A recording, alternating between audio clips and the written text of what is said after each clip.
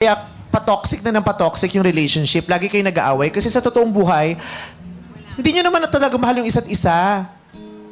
Diba? Wala ka nang... Kaya konting kibot, iritado ka, kasi hindi na ganun kalalim ang pagmamahal mo sa kanya eh. Konting kibot, pag-aawayan nyo, kasi hindi na rin naman kayo ganun kahalaga sa isa't isa eh. Diba? Kaya siya lalong nagiging toxic kasi ang katotohanan, hindi naman yung mga issues talaga ang pinag-aawayan nyo eh. Ang pinag-aawayan nyo, wala na kayong nararamdaman sa isa't isa. Pero kumakapit kayo dahil lang sa nagkakahiyaan kayong mag-break.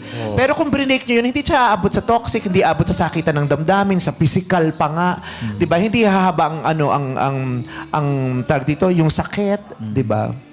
Yan yung mga maliit na bagay, pinalalaki na eh. Oo. Dahil toxic Iritado ka na. na. Samantalang Oo. dati maliliit na bagay, napapasaya Papasaya ka. siya. Oo. Dahil mahal na mahal mo yung tao. Pero pag hindi mo na mahal yung tao, maliit na bagay, mag-iirita sa'yo. Diba? Kahit ngayon madikit ang, doon ka nga. Walang sense, di ba? Samantalang dati, kahit summer, nasa loob kayo ng comfort. Pawis na pawis kayo na kayo. Oo. Pero di ba kahit malamig, ang init, ang nagkit mo! Ganon.